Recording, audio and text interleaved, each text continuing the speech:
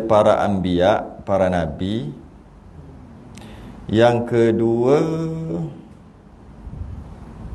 malaikat. Kita selesai dah malaikat. Oh ni. Yang ketiga, kitab. Kitab. Percaya pada kitab. Jumpa 13 kan, muka surat 13. InsyaAllah kita sambung yang ketiga, percaya dengan sekalian kitab. Qala al-mu'allif rahimahullahu ta'ala wa nafa'ana wa iyyakum bi'ulumihi fid darin amin ya rabbal alamin. Ketiga, percayakan dengan sekalian kitab. Mesti kita percaya sekalian kitab. Wajib percaya. Lawannya tiada. Ada tu wajib percaya kitab, dengan maksud kitab tu ada, diturunkan, diwahyukan kitab tu. Lawannya tiada. Lawan ada tu tiada. Nak bagi faham ada tu ada sungguh, terjadi sungguh. Sebab apa kita nak sebut lawan? Nak sebut lawan kerana kita nak bagi tahu, nak faham sungguh maksud ada tu apa. Jadi kena faham lawan dia. Jadi maknanya lawan tiada tu ada kan? Ada lawannya tiada, tiada lawannya ada. Jadi kalau dah faham tiada tu tak ada, faham tak ada? Faham lah. Tak faham lagi tak tahu lah, sebab ambil lawan sekali. Gemuk, kurus. Nak tahu kurus tu macam mana, faham gemuk. Kurus kena faham juga, tapi gemuk faham. Kalau gemuk faham, kurus tu lawan dia. Tinggi panjang, tinggi pendek, tinggi rendah, tinggi panjang pendek tak? Tinggi rendah. Nak faham rendah tu apa, nak faham rendah tu apa? Fahamlah rendah tu. Nak faham sungguh macam mana? Rendah tu. Faham tinggi. Oh tu tinggi, maknanya rendah macam mana? Lawanlah daripada dia, lawan. Sebab tu untuk memaham lebih-lebih lagi berkaitan dengan akidah ni, dia memang akan bawa datang lawan. Lawan dia. Jadi percaya dengan sekalian kitab, maksudnya ada kitab tu. Bila sebut kita ada kitab, lawannya tiada. Lawannya tiada, yakni wajib kita percaya. Wajib kita percayakan dan yakinkan bahawasanya Allah Ta'ala menurun ia akan kitab daripada langit atas segala rasulnya. Sebelum kita bahas panjang bab ni, sebelum kita bahas, kita tengok satu-satu. Kita percayakan dengan sekalian kitab, maksudnya wajib kita percaya Allah ada sampaikan sesuatu pada kita. Sampaikan sesuatu lah, istilah saya pakai, sampaikan sesuatu pada kita. Sebab tu kita tahu. Mana kita tahu ada yang berdosa, ada yang tak berdosa, mana yang boleh, mana yang tak boleh? Macam ni kita boleh tahu? Nabi reka sendiri, Rasul reka sendiri? Tak. Allah yang bagi tahu. Beritahu direct ke? Berapa kali jumpa Allah? Berapa kali mimpi? Ni kalau mimpi, kalau jumpa berapa kali naik Isra Mi'raj? Kalau lah naik, tak ada pun, macam mana boleh tahu? Rasul bagi tahu. Macam mana Rasul bagi tahu? Rasul terima. Tu maksud terima. Apa sahaja yang diterima, yang Rasul terima, namanya kitab lah. Itu maksud dia, kitab. Dan bila sebut kitab, dia adalah wahyu. Itu yang pertama, wahyu. Dan kata wajib kita percaya dan yakinkan Allah Ta'ala menurun ia. Bila sebut Allah Ta'ala menurun, maksudnya bila sebut kitab, maksudnya ada yang bawa, kita masuk malaikat Jibril. Bila kata Jibril yang turun, bukan Allah yang turun. Okey, itu yang pertama. Kena faham akidah tu. So dia kata Allah Ta'ala menurun ia akan kitab. Allah Ta'ala menurun ia akan kitab. Allah Ta'ala menurunkan kitab. Bila sebut Allah Ta'ala menurunkan kitab, dia ada atas bawah tu. Tu yang bimbang tu. Maka apa maksud Allah Ta'ala menurun kitab? Pertama nak bagi tahu, atas tu tempat yang mulia, bawah tu rendah. Rendah tu tempat yang tak mulia. Jadi kerana itu dinisbahkan menurun, iaitu atas kepada bawah. Satu. Yang kedua, siapa yang turun? Jibril. Sebab langit adalah boleh kata ke atas langit, dari penduduk langit. Bila langit tu ke atas, dan antara penduduk langit adalah malaikat. Antaranya Jibril. Bila Jibril dapat perintah daripada Allah, tapi bukan Allah di langit, maka macam mana Jibril boleh dapat perintah daripada Allah? Daripada Lauh Mahfuz. Di situ qalam tulis, qalam ni tulis, maka ada kat situ. Jibril pun tahu. Jibril pun, aku kena buat ni. Dia akan catat dekat apa dia? Catatan catatan malaikat sendiri. Kalau sekarang ni tab iPad malaikat. Ada dia punya sendiri. Ada situ. Itu yang kadang-kadang boleh berubah tu. Kemudian dah tahu, dia pun turunkan. Tu maksud Allah Ta'ala menurunkan ia akan kitab. Daripada langit. Daripada langit lah. Atas segala Rasul. Kepada Rasul. Itu kita baca sekali lalu dulu. Jadi kitab ni adalah wahyu dari Allah. Yang mana yang diberikan kepada Rasul. Kadang-kadang ia bukan turun. Ia tak turun pun. Tapi nisbah turun juga. Contohnya bila Nabi dan Rasul bermimpi, mimpi Nabi dan Rasul adalah wahyu. Tapi bukan turun, mimpi bukan turun. Kadang-kadang istilah je turun, tapi bukan Jibril yang bawa. Ada? Contohnya wa kallamallahu Musa taklima. Quran tu yang bahawasanya Allah telah berkata-kata kepada Nabi Musa. Maknanya Nabi Musa menerima wahyu lah. Tapi tak ada kena-mengena dengan Jibril. Tapi kita panggil turun juga. Istilah sebab nak bagi tahu ketinggiannya. Bukan nak bagi tahu Allah turun, bukan. Jadi turun-turun tu turun akan kitab. Dengan maksud wahyu, sekadar menggunakan pinjam turun tu. Dengan maksud satu yang tinggi. Macam Allah Maha Besar. Besar tu bukan besar fizikal. Pinjam. Dalam besar dengan kecil kan hebat besar lagi. Nak pinjam aja. Allah Maha Tinggi. Bukan Allah tinggi, bukan. Nak pinjam itu bahasa yang mulia. Bahasa yang mulia dan yang tinggi. Sebab dia tinggi kan? Hebat. Maka kita ambil lah bahasa tu. Tapi bukan menandakan bila tinggi tu atas. Tak. Sebab rendah tu dia nampak bawah. Maksudnya tinggi lagi menang berbanding dengan bawah. Dari segi bahasa. Maka pinjam je bahasa tu. Kena faham juga dari segi bahasa. Jadi maknanya Jibril yang bawa turun. Jibril bawa turun. Bila Jibril bawa turun tu dan Jibril menyampaikan wahyu tu dengan mulut lah kita kata. Kalau tak nak kata dengan mulut pun dengan suara lah. Kata Jibril ada mulut ke tak? Jadi panjang pula cerita. Panjang pula cerita. Cuma keluar suara. Kalau nak kata dengan mulut pun boleh. Jibril cakap. Sama ada Jibril tu menyerupai lelaki dalam kisah hadis Jibril, ataupun Jibril tu berkata tapi tak tahulah pakai mulut pakai apa. Gitu lagi senang, okey.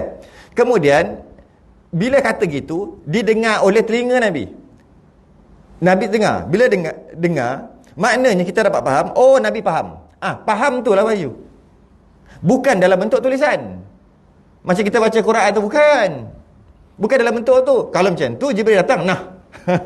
Bagi aja tulisan, bukan. Dalam bentuk kata-kata. Dalam bentuk kata-kata Jibril bawa turun. Dengar kot telinga Nabi. Faham. Kemudian Nabi pun tulis. Bila tulis tu jadi bahasa apa? Nabi orang apa? Orang Arab. Jadi bahasa Arab. Itu kena faham betul. Sebab kadang-kadang kita kata percaya kat kitab. Kita tak faham pun proses penurunan tu. Macam mana kita faham tak tahulah. Macam mana Quran tu boleh turun? Datang sebiji gitu. Dengan tulisan-tulisan sekali. Ke macam mana? Sebenarnya bukan gitu. Jibril, kalau ikut Jibril berkata-kata. Kemudian dengar kot telinga Nabi. Nabi faham, lepas tu Nabi tulis. Ataupun Nabi baca balik, suruh sahabat tulis. Kalau Nabi tak kerti tulis. Kalau Nabi yang kerti tulis, dia tulis sendiri. Jadi, kita faham itulah cara penurunan wahyu. Banyak lagi cara lain. Ada cara direct, secara bunyi macam loceng dan sebagainya, macam-macam. Cuma kita ambil malaikat Jibril. Khusus pada situ. Jadi begitulah, dengar suara keluar kot mulut Jibril lah kata. Kemudian baru lepas pada tu dicatat dan ditulis. Jadi bila ditulis, maka kita kena kata juga yang ditulis tu adalah wahyu, kalamullah.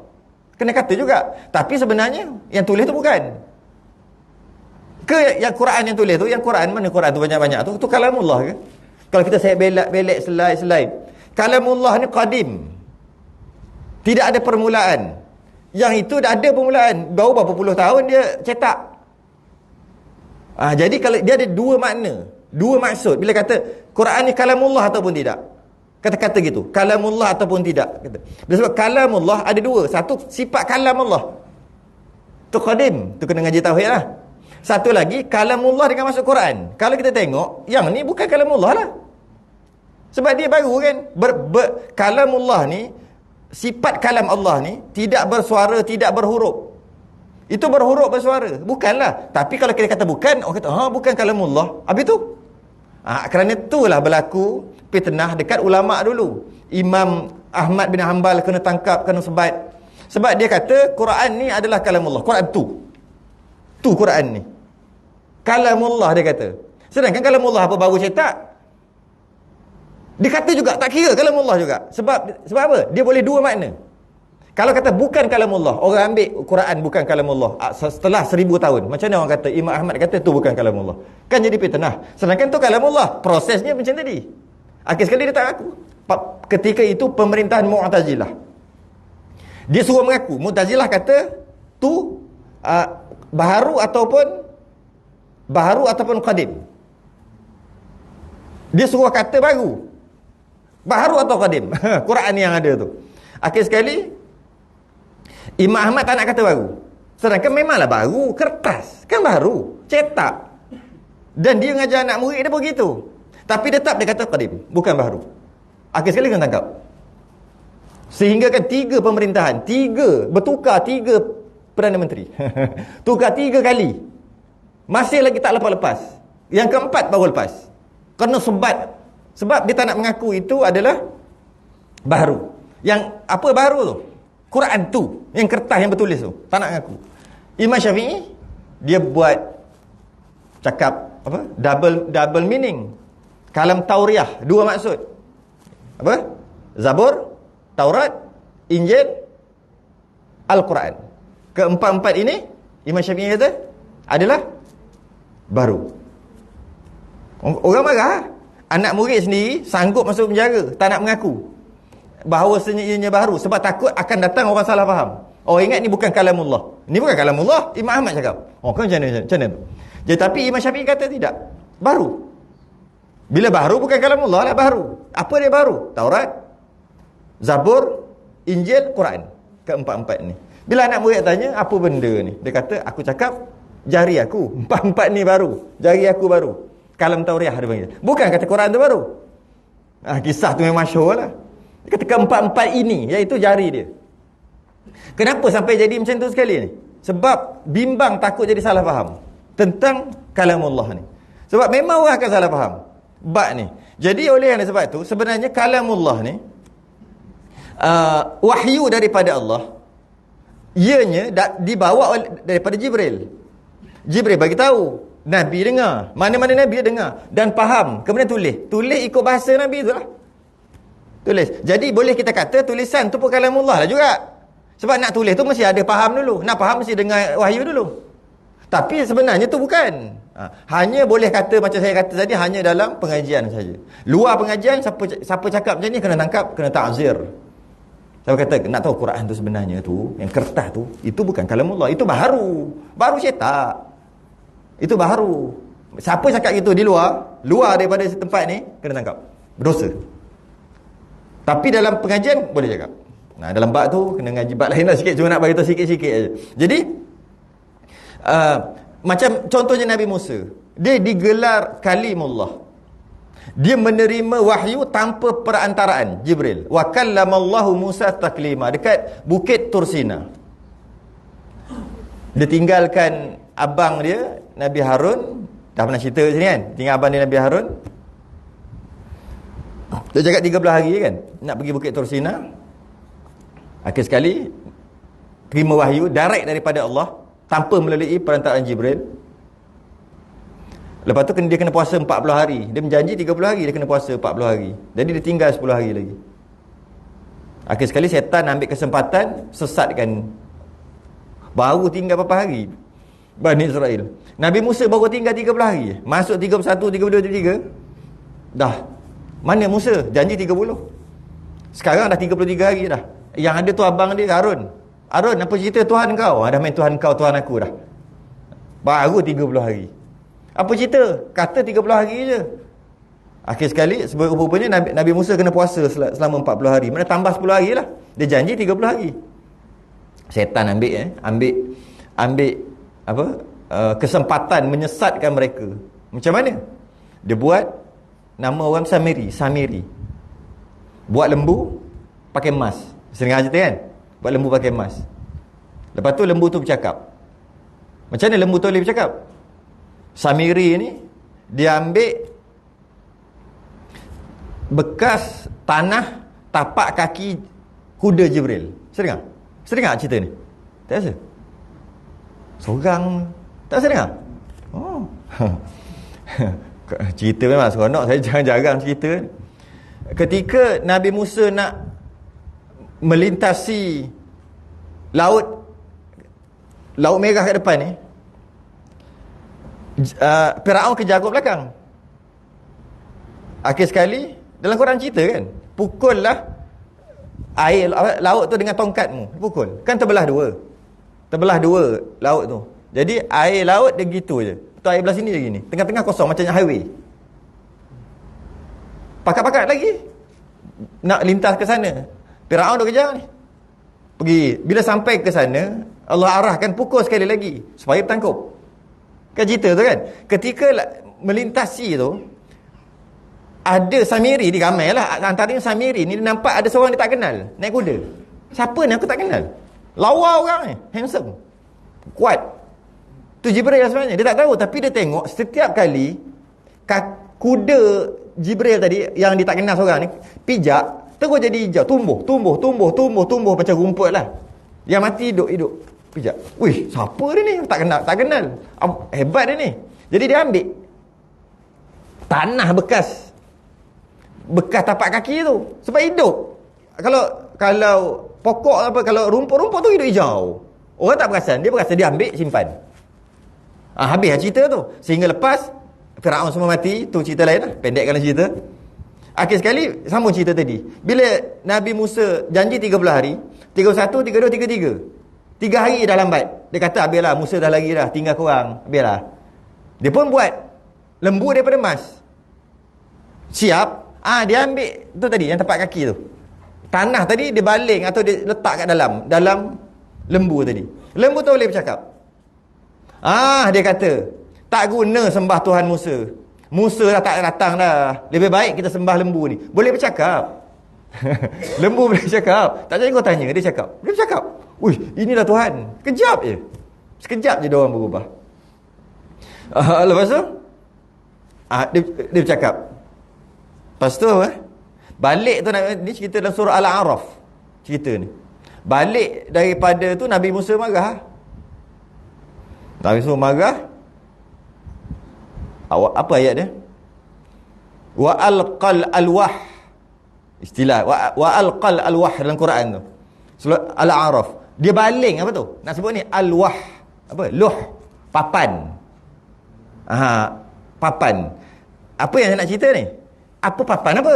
Alwah tu. Alwah tu papan-papan lah. Macam luh mahfuz kan, papan kan? Alwah, luh. Papan tu tertulis yang diterima dekat Bukit Tursina tu lah. Dia tulis tu bahasa apa? Bahasa Nabi Musa lah.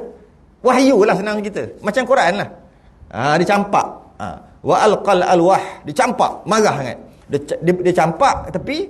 Dia pergi dekat abang dia tarik kan. Dia tarik janggut. Cerita tu. Memang cerita. Dia memang ada cerita jelas-jelas dalam tu. Tafsir Ibn Kathir ada cerita. Dia tarik janggut. Apa engkau dah lupa janji Tuhan kita? Aku baru 40 hari. Aku dah larang. Marah Nabi Musa. Bila tarik, ni kitab apa dah? Kifayatul Muhtaj. Ada cerita tarik balik. Putih. Separuh putih, separuh hitam. Janggut tu. Kerana marahnya Nabi Musa. Cerita sikit lah. Cuma, Nabi Musa, dia menerima wahyu bukan dalam bentuk tulisan. Dia mendengar dalam bentuk suara. Yang didengari. Mengikut, ada dua pendapat kat sini. Imam Abul Hasan Al-Asy'ari kata Allah ada sifat kalam. Maka bila sifat kalam Allah itu ada pada diri, dengan maksud jika Allah angkat hijab dapat tengok sifat kalam Allah. Ini kena ngaji tauhid lah. Siapa yang tak pernah dengar kena selalu lah ngaji tauhid. Jadi bila Allah angkat hijab dapat tengok sifat kalam Allah yang tidak bersuara, tidak berhuruf. Macam mana? Macam mana? Nak cakap macam mana? Okey. Kemudian dia faham. Bila faham, tulis dekat loh tadi, tulis. Imam Abul Mansur Al-Maturidi kata bukan. Allah ciptakan suara ada dekat udara.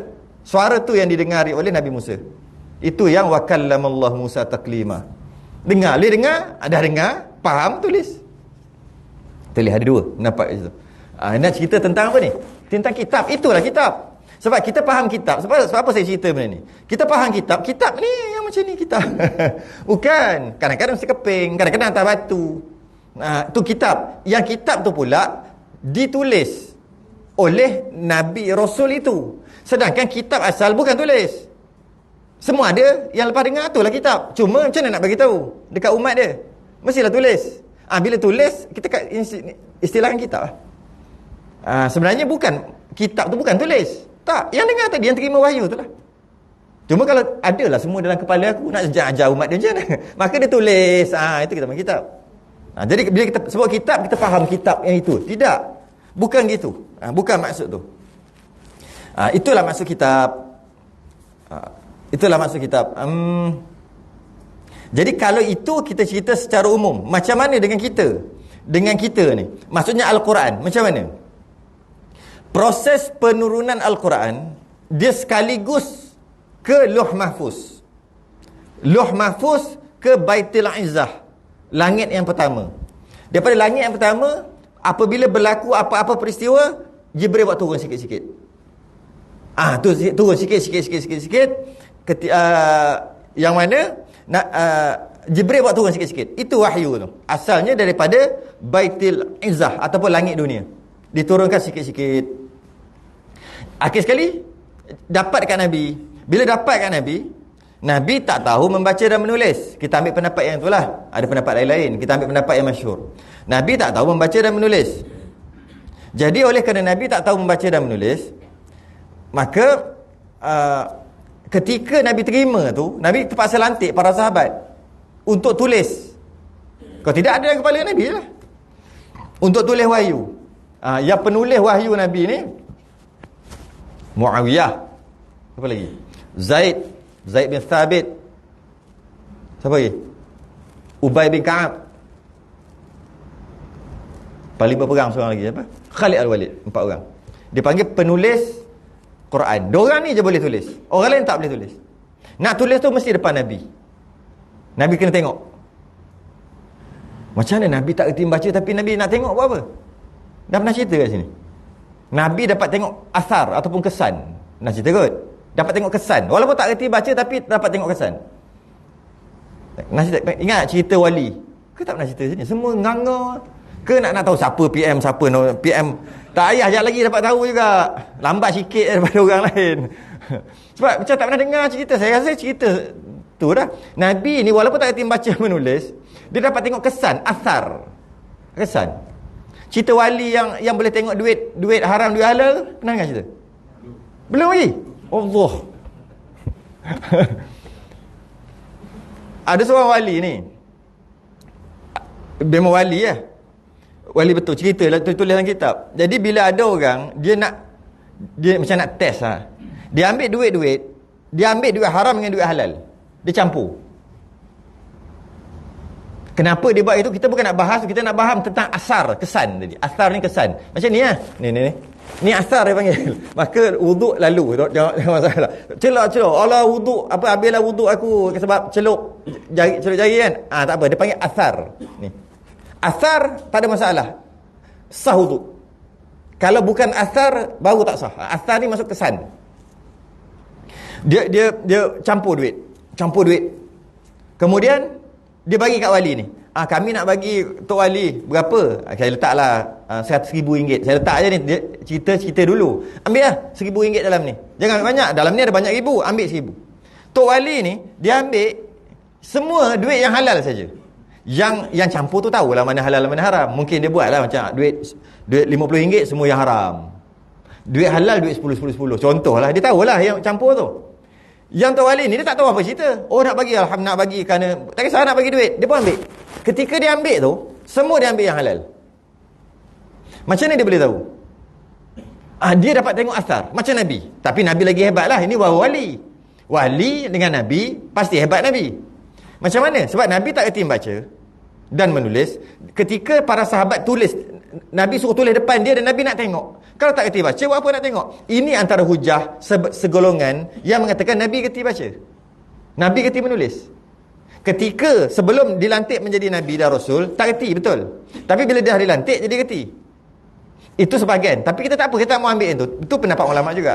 Kita ambil yang masyhur, tak kerti baca menulis sampai ke akhirnya. Kita ambil pendapat yang itu. Kenapa Nabi nak tengok? Nak cerita ni. Tengok wali tadi. Bila tanya, macam mana sebenarnya kami dah campur duit halal, duit judi, duit haram, duit halal ni. Engkau pilih semua duit-duit yang halal. Duit haram langsung. Macam mana kau boleh tahu? Dia tanya wali. Dia kata, aku nampak kesan. Contoh mudah-mudah kata, aku nampak seumpama cahaya. Kata gitulah. Yang duit haram nampak gelap, kotor, busuk. Kan ada duit kadang-kadang busuk kan. Kalau nak masuk pasar tu kadang-kadang dia hitam lah, tengok komod lah kan, tak cantik lah. Yang ini nampak comel, cantik, macam bersinar, macam baru, macam tu lah. Dia dapat kesan. Bukan keluar bersinar cahaya tu pelik sangat pula, tapi nampak beza. Alah, duit baru keluar dengan duit lama kan ada beza. Dia nampak. Jadi aku ambil duit tu. Dia nampak. Kami semua tak nampak, kau nampak. Itu kesan. Ada seorang wali juga, apabila dibacakan ayat Quran, hadis, dia boleh tahu tu ayat Quran ataupun hadis ataupun perkataan manusia. Sedangkan ayat Quran ni boleh reka, ubah baris je dah jadi, bukan jadi ayat Quran dah. Ubah huruf je, sikit ubah je. Alif tambah ke, tambah ya ke, tambah nun sikit ke, kadang-kadang tak perasan. Kalau dia hafal Quran pun dia kena fikir lama. Tapi wali ni tak, baca je dia kata Quran, baca dia kata hadis, baca dia kata ni tak ada apa-apa, maknanya perkataan manusia. Walaupun buat rupa macam Quran, baca dengan nada Quran, tetap dia dapat tahu. Orang tanya, macam mana kau boleh tahu? Baca hadis tahu, baca Quran tahu, Quran ubah tahu, maksudnya tahu dengan maksud tu bukan Quran, dah ubah. Dia kata, kalau kau baca Quran, aku nampak seumpama macam emas keluar, macam asap emas, macam tu lah kot keluar, macam emas bila baca Quran. Bila baca hadis macam perak. Bila cakap perkataan manusia, ipar legam, bau busuk. Sebab tu aku tahu. Bukan aku tahu ayat tu, aku tengok mulut kau. Kesan. Okey, habis cerita tu. Panjang lagi cerita tu. Banyak lagi cerita wali-wali ni. Stop kat situ. Nabi nak tengok tu dia boleh nampak. Macam tu lah kata. Dia tak heran boleh tengok. Okey, betul. Kau salah. Ni salah. Betul kan? Macam mana tak tahu membaca dan menulis? Tapi dapat betul kan? Dapat betul kan? Dengan asar. Kesan. Nabi tengok muka orang lagi lah, tahu dah. Malah Nabi berkata, ahli nar, ahli jannah. Boleh tahu lepas mati tu. Macam mana Nabi boleh tahu ni ahli neraka, ahli apa sebagainya? Macam mana Nabi boleh tahu? Samalah asar. Bila mati syahid perang ni, Nabi kata ni ahli jannah, ni ahli nar. Ahli nar apa ni, geng kita? Ahli nar, ahli neraka. Nabi boleh nampak? Nabi lah boleh buat nampak. Para wali tak boleh lah sampai macam tu. Cuma nak bagi tahu, dia dapat kesan. Sebab tu Nabi suruh tulis wahyu tu depan dia dan dia nak tengok. Dan penulis hanya 4 orang je tadi. Muawiyah, Zaid, Khalid Al-Walid, Ubay bin Ka'ab. 4 orang je, orang lain tak boleh tulis. Dan hadis Nabi tak bagi tulis. Apa perkataan aku tak boleh tulis. Maka hadis yang kita dah baca, hadis Bukhari apa, tidak ditulis melainkan setelah Nabi wafat baru tulis. Hanya ketika Nabi hidup hanya boleh tulis Al-Quran saja. Kenapa? Nabi bimbang takut bercampur. Di antara ni Nabi cakap ke ni Quran lah? Yang tertulis ni dia jadi bercampur. Sebab tu Nabi tak benar kan? Tak benar. Sehinggalah kemudian dicetak Quran tu lah lepas pada tu. Jadi, okey, habis cerita. Jadi begitulah proses penurunan wahyu tadi. Wahyu yang kita panggil Quran tadi. Cuma asal Quran bukan ni, bukan. Cuma kita tak boleh kata itu bukan kalamullah, itu bukan kalamullah. Cetak kalamullah tidak bersuara, tidak berhuruf, betul. Tapi kena kata juga kalamullah kerana kita ikut Imam Ahmad. Imam Ahmad sanggup mati tapi tak mati, tapi sanggup mati kerana mempertahankan itu adalah kalamullah. Hakikatnya bukan. Tapi tak boleh cakap begitu. Adab. Boleh ke ada perkara yang betul tapi tak boleh cakap? Ada tak? Sebab betul tu bukan kalamullah tapi tak boleh cakap. Berdosa lagi tu. Dosa besar pula tu. Tapi ya betul, itu bukan kalamullah. Tapi tak boleh kata itu bukan kalamullah. Kena kata itu kalamullah juga. Benda betul tapi tak boleh cakap. Ada tak selain daripada tu? Dalam kehidupan kita seharian. Ada? Ada? Asal tak ada. Ayah kita jahat. Boleh tak kita kata ayah kita jahat? Tak boleh. Tak boleh. Kalau kita tengok orang tu uduh, boleh tak kita kata dia uduh? Mu ni uduh lah, boleh tak? Muka uduh. Boleh? Tak boleh. Benda betul tapi tak boleh cakap. Banyaklah. Sebab kata benda betul kenapa tak boleh cakap? Mesti ada orang kata gitu tak? Benda betul takkan tak boleh cakap? Tak boleh cakap. Ada benda betul tapi tak boleh cakap. Kalau dia dulu pernah berzina, boleh tak dia cakap? Sekarang dah bertaubat dah. Boleh tak dia cakap? Aku dulu 20 tahun lepas aku berzina. Boleh cakap? Haram cakap. Walaupun benda betul. Tak boleh cakap. Tak boleh. Dia tahu perempuan tu berzina dengan dia ni. Ataupun dia sendiri berzina dengan perempuan tu. Tengok-tengok perempuan tu kahwin. Boleh tak cakap dengan lelaki dia? Benda betul. Minta maaf. Minta maaf lah. Bini kau tu dulu. Apa? Kau nampak ni parang. Apa? Boleh tak cakap? Saya nak bagi tahu contoh. Benda betul. Tak semestinya boleh cakap. Tu aja. Sebab kata takkan benda betul tak boleh cakap. Tak boleh cakap. Tak boleh cakap. Sebab adab. Yang ni orang tak biasa dengar. Sebab saya dah bawa 2-3 kuliah. Semua orang tak biasa dengar. Boleh tak kita tanya siapa buat babi? Allah buat babi. Buat tu cipta. Boleh tak?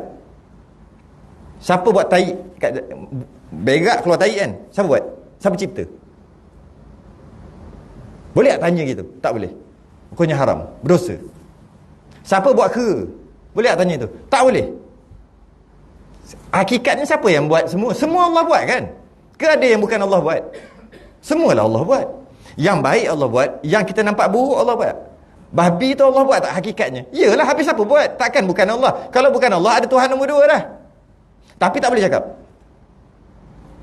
Biasa dengar kan? Akidah tau. Biasa dengar. Dalam kitab Risalah Tauhid ada. Kitab Aqidatul Najih pun ada. Sini ngaji Aqidatul Najih pun ada. Tak boleh. Walaupun betul pun tak boleh. Tak boleh. Tak boleh cakap. Apa yang nak bagi tahu? Ada perkara yang betul tapi tak boleh cakap. Tak boleh bercakap. Jadi kita faham proses tu, kita faham nak itulah Al-Quran. Jadi macam mana kita nak beriman? Cara kita nak beriman dengan kitab. Pertama, kita beriman kejadian itu benar-benar berlaku. Kejadian itu yang panjang-panjang tadi, proses tadi. Kejadian ada, kita ambil daripada Jibril terima untuk arahan untuk menyampaikan wahyu kepada kita. Jibril pun turun sampai kat Nabi. Asalnya untuk kita, sampai kat Nabi lah. Kita mana layak nak terima wahyu daripada Jibril. Kemudian Nabi dengar, kot telinga, faham, Nabi tulis. Ataupun sahabat yang tulis, maka jadilah. Itulah prosesnya, beriman yang tu. Itulah maksud beriman yang kitab. Bukan beriman kitab, beriman yang tu. Bukan. Beriman apa benda nak beriman tu memang dah ada. Nak beriman apa? Memang benda yang dah ada. Bukan, tu maksud proses tu. Proses tadi, kejadian diturun Allah turunkan, istilah Allah turunkan. Allah memerintahkan Jibril untuk turunkan bagi kat mana-mana Nabi dan Rasul, kemudian dia faham dan dia tulis. Itu proses tu. Itulah kitab. Okey, itu beriman dengan perkara tu. Yang kedua, beriman dengan nama. Tadi beriman dengan kitab. Sekarang beriman dengan nama. Nama kitab. Yang mana yang nama-nama tu ada sebut dalam Quran. Wajib beriman. Yang kita tahu 4 yang besar. 4 yang besar. 4 kitab. Kemudian dia akan sebut nanti. Kemudian cara nak beriman pula, apa lagi nak beriman? Beriman dengan isi kandungannya benar. 3. Dan yang keempat, menerima hukum hakam yang ada dalam kitab itu. Dalam kitab itu sama ada tahu hikmah ataupun tak tahu hikmah. Ada hukum-hukum dalam kitab itu, tahu hikmahnya. Oh, kerana dapat tahu. Kadang-kadang tak tahu. Contohnya yang tak tahu apa hikmah arahan bila batal wuduk kena basuh muka, tangan, kepala, kaki. Bukan kena basuh punggung. Sebab keluar angin kot tu.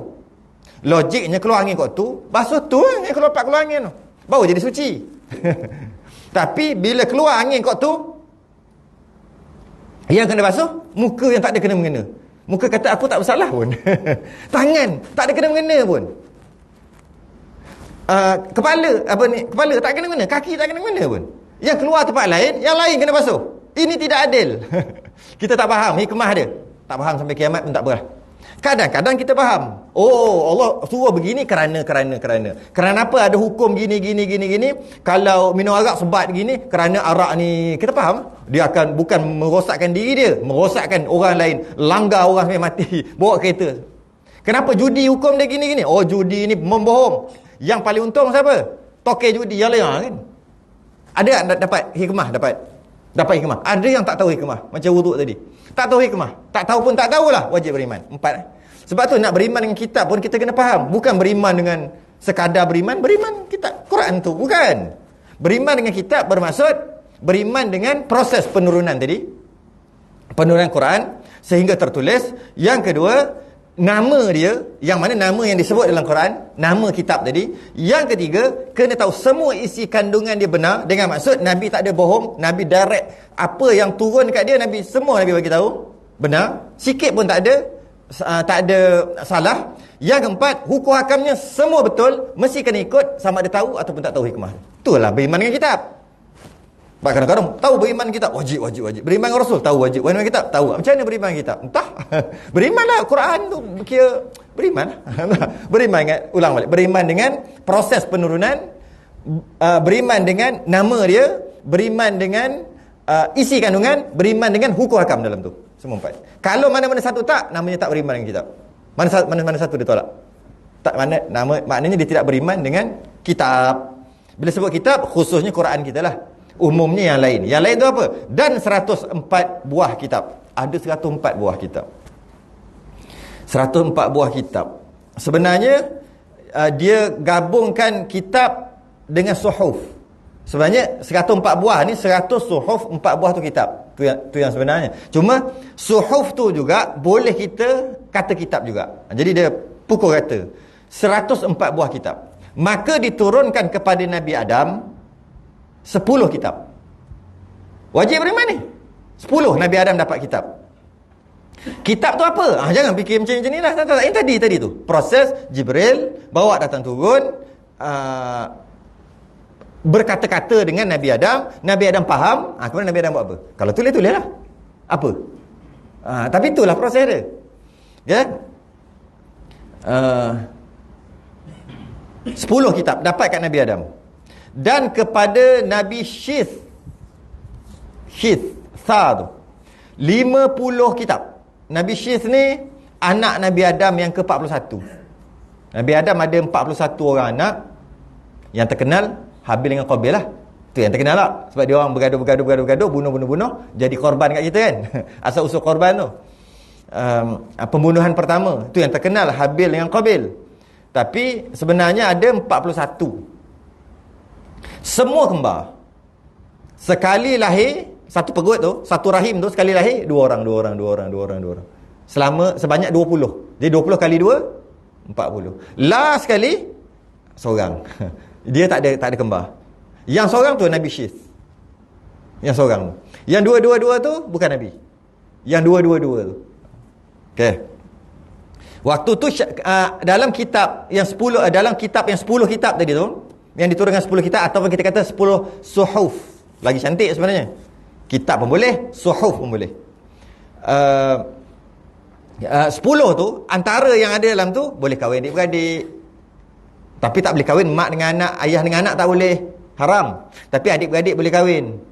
Yalah, itu je yang ada. Kan, nak kahwin dengan siapa lagi? Itu je yang ada. Dah kan manusia yang pertama. Takkan nak cari jin mana pula. Jin dah lama ada lah. Nak kahwin dengan jin pula. Tak. Dengan manusia tu je ada. Cuma nak kahwin sama adik-beradik pun tak boleh. Sesuka hati. Kahwin dia dengan cara yang bukan satu kandungan. Boleh kahwin. Kalau satu kandungan tak boleh kahwin. Lahir laki perempuan. 40 orang tu. Laki perempuan. Sekali lahir laki perempuan. Sekali lahir laki perempuan. Satu kandungan laki perempuan. Laki perempuan tu tak boleh kahwin sama-sama dia. Sebab dia sama-sama duduk dalam perut. Dia panggil adik-beradik sekandungan anak. Adik-beradik satu kandungan. Tapi adik-beradik kandungan lain boleh kahwin. Boleh kahwin. Tapi Qabil dia minat dekat adik-beradik satu kandungan dia. Sebab lawa. Tapi turun kitab kata tak boleh kahwin. Kau satu perut dengan dia. Kau satu rahim. Mana boleh? Cari yang lain. Tak nak, lawa yang ni, yang lain tak lawa. Macam tu kot. Lepas tu pula, nak tak dapat, tak mengang lah situ, marah lah. Tiba-tiba, yang satu kandungan ni, Iqlimah nama dia. Perempuan tadi tu, anak Nabi Adam tadi, kahwin pula dengan Habil. Lagi bengang. Itulah mula tu. Dalam Quran dia sebut. Kemudian pula bila Allah suruh buat korban, dikorbankan Habil bagi kambing besar. Qabil bagi tumbuh-tumbuhan yang layu dah. Diterima korban tu Habil, Qabil tak terima. Allah tak terima. Caranya letak atas bukit. Tak tahu terima, api sambar, cahaya sambar, hilang. Kambing kibas Habil diterima, hilang. Tapi Qabil tak diterima sebab dia ambil yang lebih kurang layu-layu je. Marah dah tadi kau ambil awet aku. Kahwin dengan awet aku. Tiba-tiba ni pula, itulah Quran cerita, la aqtulanna, aku bunuh kau. Ayat dalam Quran, la aqtulanna, aku bunuh kau. Akhir sekali jadilah pembunuhan yang pertama. Itu yang ada cerita dalam kitab tu. Dan Nabi Syith, dua-dua yang kesian sekali, Nabi Syith seorang. Dia tak ada adik, dia tak ada tak ada kembar. Dia itulah Nabi. Dia dah terima 50 kitab. Oh, banyak dia. Dan kepada Nabi Idris 30 suhuf, 30 kitab Nabi Idris. Nabi Idris. Waktu ni bila dah tu kahwin mesti sepupu lah pula. Tak boleh kahwin adik-beradik dah. Sebab dah ada sepupu-sepupu kan. Adik-beradik tak boleh kahwin dah waktu tu, sepupu boleh kahwin. Ketika Nabi Idris 30. Dan kepada Nabi Ibrahim 10. Nabi Ibrahim 10. Kat sini ada sembahyang tu. Rabbi ja'alni muqimas salah wa min zurriyyati rabbana wa taqabbal du'a. Kan Nabi Ibrahim sembahyang kan? Ada dalam 10. Dalam 10 kitab tu ada cerita pasal sembahyang. Nabi Ibrahim sembahyang. Dan diturunkan Taurat. Ni baru kitab, kita panggil kitab. Jadi berapa dah tadi? Nabi Adam 10, Nabi Syis 50 dan 60. Nabi Idris 30, 6, 7, 8, 90. Nabi Ibrahim 10. Jadi 100 lah, 100. Dan diturunkan Taurat kepada Nabi Musa. Dan Zabur kepada Nabi Daud, dan Injil kepada Nabi Isa, dan Furqan kepada Nabi Muhammad SAW. Furqan ni antara nama Quran lah. Nama Quran ada 99. Oh, banyak nama Quran. Ada 99 nama Quran. Kita tahu apa? Al-Quran. Lagi? Tu je lah. Dia ada Al-Huda. Banyak nama. Maksudnya Al-Quran. Pernah dengar Al-Quranul Majid? Saya dengar? Orang lama je saya dengar. Orang baru Al-Quranul Karim. Al-Quranul Majid ingat? Saya mengaji dulu Al-Quranul Majid. Lain tu. Siapa belajar Al-Quranul Majid, kemudian baca Al-Quranul Karim, habis lintang bukan. Dia punya apa? Baris tu lain, dia punya tanda tu lain. Taklah lain banyak tapi ada lain. Kita baca jadi lain. Saya belajar dulu Al-Quranul Majid. Sekarang ni Al-Quranul Karim. Banyak nama dia lah. Antaranya Furqan. Nama Quran yang Furqan lah. Jadi 104. Ada riwayat kata 110, 114. Ada juga. Yang dalam kitab kita 104. Tak apa. Dia panggil suhuf lah. Yang 100 tu yang tepatnya suhuf. Maka kena beriman nama tadi tu. 4 tadi kan ada nama. Wajib beriman dengan nama 4 nama tu. Iaitu Zabur, Taurat, Zabur, Injil, Quran. 4 ni dengan nama tu wajib beriman. Yang lain tak tahu nama tak apa. Yang tahu nama tu wajib beriman. Taurat kepada Nabi Musa. Nabi Musa Bani Israel. Bahasa Ibrani. Hebrew sebut. Ibrani. Asalnya bahasa Ibrani. Sekarang dah tak ada yang original, telah ditokok tambah oleh orang Yahudi sendiri. Asal kitab Taurat disebutkan Rasul terakhir adalah daripada Nabi Ismail. Sebab Nabi Musa daripada Nabi Ishaq, atuk nenek dia. Nabi Musa tu naik ke atas lah sekali pergi kat Nabi Ibrahim. Tapi sebelum Nabi Ibrahim tu, anak Nabi Ibrahim tu pergi kat Nabi Ishaq, Nabi Yaqub, turun tu jadi Nabi Musa. Ketika Taurat diturunkan, dalam Taurat tu tulis nanti akan ada satu Rasul akhir zaman yang terakhir yang akan keturunan dia belah Nabi Ismail. Dia tahu, memang dia ubah. Dia tak boleh terima. Taurat dah tak ada dah yang original sekarang. Zabur Nabi Daud bahasa dia Qibti, Mesir Purba. Bahasa tu. Kenapa bahasa berbeza? Bukan Allah bercakap bahasa tu. Bukan kita kata kalamullah kan? Allah berkata-kata dengan bahasa Qibti, bukan. Macam tadi ya. Bila kita faham proses tadi, patut pula lain bahasa. Sebab wahyu tu datang Wahyu tu datang, Jibril bawa, bagi tahu dekat mana-mana Rasul. Jibril bercakap tu tak semestinya dengan bahasa. Tak semestinya. Kita, Allah buat, nak faham, kena dengar bahasa yang kita faham.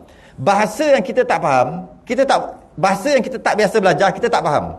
Dan suara yang disebut, dia masuk dalam udara, naik masuk ke telinga. Dan kita sebut kan, keluar kata-kata, keluar percakapan, dia akan masuk ke telinga. Gegendang telinga ni ada satu sifat pendengaran, deria dengar kita akan tangkap, masuk otak, proses faham. Itu adatnya Allah buat gitu. Kena ada suara keluar pula ni, sifat kalam kita yang ada, sifat perkata kita yang ada, keluar dekat udara, masuk ke telinga kita dapat tangkap, gegendang dapat tangkap.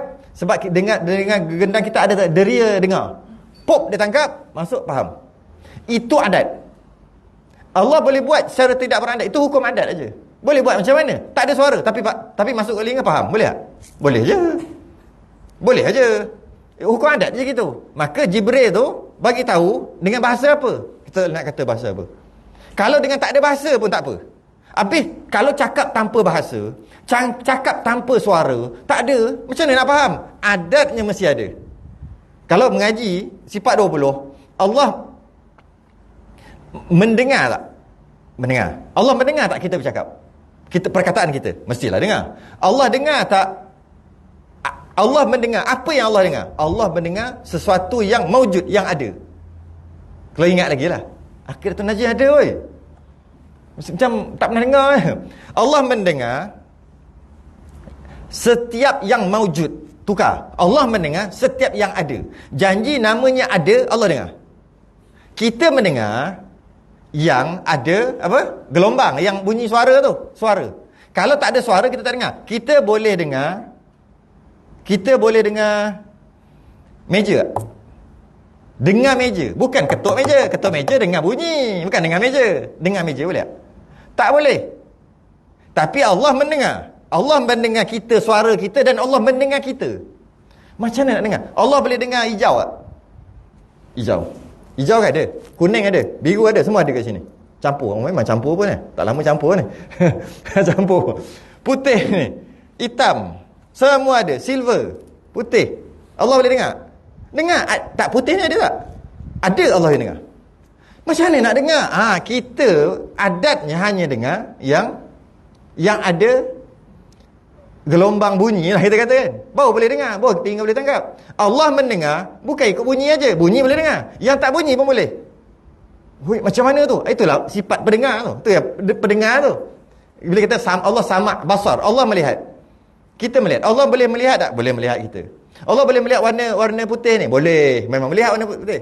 Allah boleh melihat kita bercakap. Bunyi boleh melihat. Allah boleh melihat pedas tak? Bukan, tu pedas tu boleh, sebab janji dia ada, Allah nampak. Cuma kita, lemahnya kita, makhluk, kita hanya boleh dengar bila ada bunyi. Bunyi tu pula jangan jauh sangat. Bunyi tu juga jangan dekat sangat. Dekat sangat pun tak dengar. Cuba ambil speaker letak telinga, tak dengar. Cuba ambil tak jauh 3 km, tak dengar juga.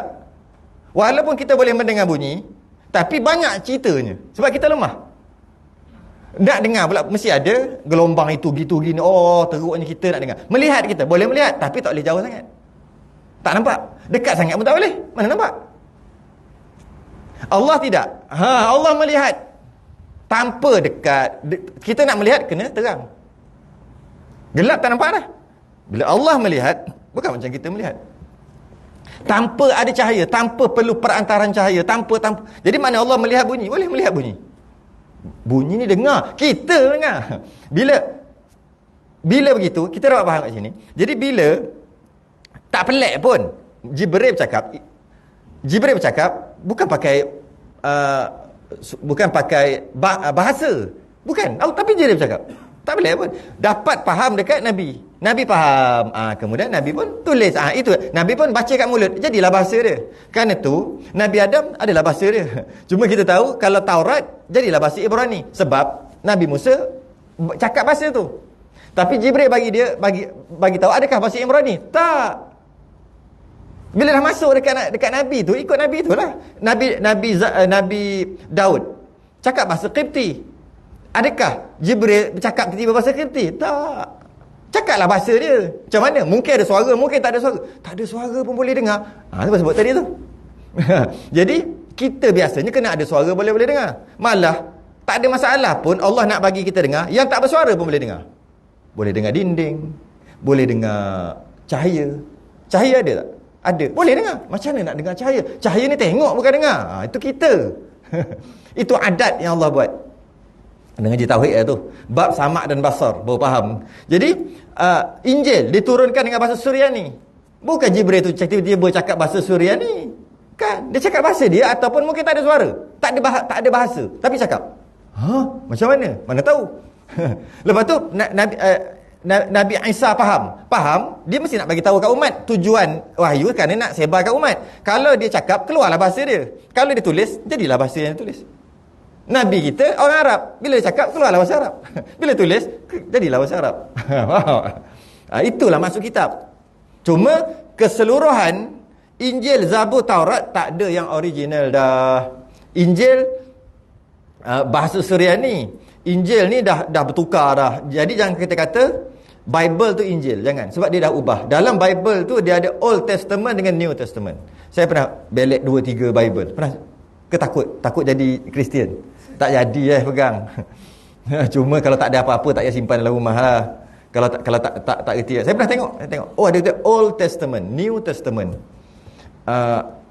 Old Testament tu lah Taurat. New Testament tu lah Injil. Dalam satu buku lah kita panggil. Dalam satu kitab. Oh, dia dah ubah habis dah. Dia ubah habis dalam tu. Tak ada. Tapi Quran Allah jaga. Inna nahnu nazzalna dzikra wa inna lahu lahafizun. Kami yang menurunkan Quran, zikra, antara nama Quran zikr. Zikirlah. Dan kami akan menjaga. Maka Quran, zalikal kitab la raiba fi. Kitab ni tidak ada keraguan. Zalikal kitab la raiba fi. Tidak ada keraguan baginya. Tak ada keraguan. Sebab Allah jaga. Tanda mukjizat yang terakhir, Allah jaga. Antara mukjizat yang boleh dilihat sampai sekarang adalah Quran. Tak payah cari mukjizat-mukjizat pelik-pelik. Pergi bintang, pergi bulan nak tengok betul tak Nabi belah. Tak payahlah. Quran cukup. Quran kalau baca boring tak? Tak boring baca. Sebab tu kita boleh baca Fatihah berapa ribu kali lepas main. Tak boring. Cuba kalau baca yang lain, boring. Cuba nyanyi. Ingat tak? Tahun 80-an lagu. Dah tak nyanyi dah sekarang. Boring lah. Ada kasih dengar. Boleh tak? Nyanyi. Lepas nyanyi lagu yang sama. Boleh tak? Lepas lagu yang sama. Setiap hari. Boring. Tapi Quran, mukjizat. Tak. Apa? La yumallu sama'uhu. Macam mana? Itu baru ni dah baca dah. Bisa dengar? Ya, kat mana dengar? Muqaddam dulu kan, masa belajar kat TV 1 ke TV apa itu, dulu tahun 80-an tu, Ustaz Hasan Azhari, yang dia sebelum start Muqaddam tu, kalamun qadimul la yumallu sama'ahu. Kita nyanyi tapi tak faham apa pun. Kalamun qadim, kalamullah yang qadim, la yumallu sama'ahu. Tak boring dengar, tak boring baca.